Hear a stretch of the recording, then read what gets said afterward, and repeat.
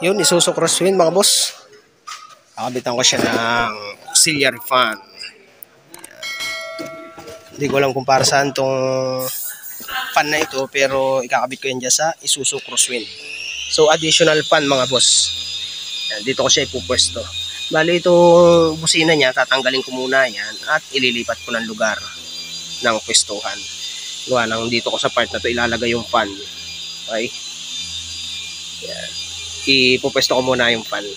Mamaya ako nawawiringan. Yan. So ito yung fan. Testingin ko muna yan. Kung nagana. Additional.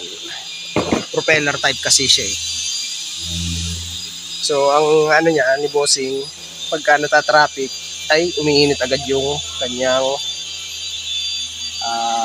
temperature.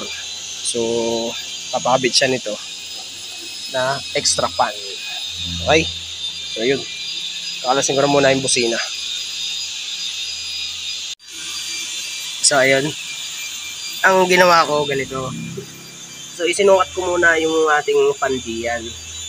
So ito nga yun. Ngayon, nung nakuha ko na yung sukat niya, yan yun. Dito kasi mayroong butas na original yan. Pinalaki ko lang. Parang ganun. Yan. Yan na yung sinunod ko sa kanya. Dito naman sa left side. Dito sa ating kanan. So ito, pinalaki ko na lang ang butas at gagamitan ko siya ng riveting nut gun. Yan. So dyan, yan. Dalawa yan. So dito, sinukat ko yan pang ilalim. So dito yun, pag ganyan. Ganyan ang style niya. Okay? Ayan o. So yun. Yan ang style niya. Tapos dito, magbabracket pa ako dito para tumibay. So yun. I-ano ko na muna to. Kakabit ko na muna. Ganyan ang ginawa ko. Siyempre, nilagyan ko rin siya ng flat block para hindi siya hilang kalawang. Hindi siya kalawangin. Pininturahan ko siya. Okay. So ayun boss, ganito ang ginawa ko. Yan. So dito sa ibaba, sa baba na bahagi, yan. Naayos ko na yan. Okay, nakatornilyo na yan. So dito naman sa itaas, yan. Okay. Ini-adjust ko lang yung pinakang bracket niya na plastic. Yan. Okay. Sinakto ko lang yan dyan. Dito. So nagawa ko dyan ng bracket mula dito. Yan. Papunta dyan. Ito yun. Yan. Yan. Nagawa ko ng bracket niyan ganyan. So dyan ko na itutornilyo yun. Para mas matibay. 4 pa rin tornilyo ang naikabit dun sa fan. Yan. Siyempre pininturahan ko siya ng black. Flat bar lang ito mga boss. Yan. 4 pa rin na tornilyuhan ang ginamit ko. Yan. Dito ko na tinornilyo yan. So ayun. I-fix ko na muna yan. Yan. I-fix ko na muna yan. Tapos ay ililinyahan ko na ng wiring. Doon ako magdidiretso ng wiring sa fuse box niya. Okay. Okay na ito. Malapit na. So ayun mga boss. Ganito ang ginawa ko. So binalutan ko na yan ng tape. Tapos dito, dahil gusto ni boss na just in case daw na magdagdag siya ng fan. So naglagay na rin ako ng abang na wiring. So dito, may markings na ako dyan. So negative, positive. Yan, ito yung body ground at ito yung output na positive. Yan, ganun din dito. So dito ko na yung pinadaan. Yan. Tapos dito. Yan. Tapos nag-body ground na lang ako dun. Ayan o. Tapos dito, kinalas ko na yan. Dito na ako naglagay ng positive. Yan. Tapos syempre, yung fuse holder natin, rubber.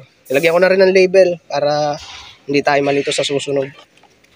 Tapos dito, nag-tap na lang ako dito sa wire na to. Yan. Ito ay ignition on. Doon ko na tinap yan. Ito na yung pinakang 86 natin. Yan. Dito sa pula na to. Yan. Dito sa relay na to. Yan. Pag susi niyan, may kuryente na ito, ignition on. So, doon na ako naglagay ng para sa 86 nitong relay natin. So, ayan. Ito na yung wiring natin. So yung 30, yan. So yun, bubuhin ko na muna to. Okay na ito, malapit na. Tapos itatap ko na lang ito. Yan, malapit na ito. Kunti na lang. Inalas ko na yung battery para mas luwag akong kumilos. Yan o. Okay? Ito yung relay. So yun mga boss, ayos na. Yan. Okay na yung pagkakakabit ko, so titestingin na lang. Dito, yung in-install ko na wiring, so pagka baligtad ang ikot ng fan, baligtarin nyo lang yung polarity ng wire. Yan. So ito na yung wiring. Yan. As ito na yung fuse. 30 amperes nilagay ko dyan. Yan. So yan, pagkasusi, gagana na agad yun. So susubukan ko muna. So ayan, i-on ko na yung susi. Yan, nakauna. Punta tayo sa fan. Yan, okay na yan. So ang lakas ng hangin, oh. Yan. So ang hangin niya papunta dito sa radiator, do sa condenser. Yan. Tapos yan naka-relay. Yan, ito yung fuse. Okay? Yan. So ayun, okay na. Okay na yan. Papatayin ko na lang yung fan, yung susi. So ayun mga boss, tapos na. Nabuo ko na rin yung ating mga panel. Ayan. Ayan yung ating fan. Okay na. Ayan. Sa ilalim. Ayan. So ayun. Ito nga pala yung brand niya. Ayan. Tingnan nyo na lang. Okay. Yan yung ikinabit ko dito. So ayun. Suso Crosswind installation ng auxiliary fan. Okay. Thank you, thank you.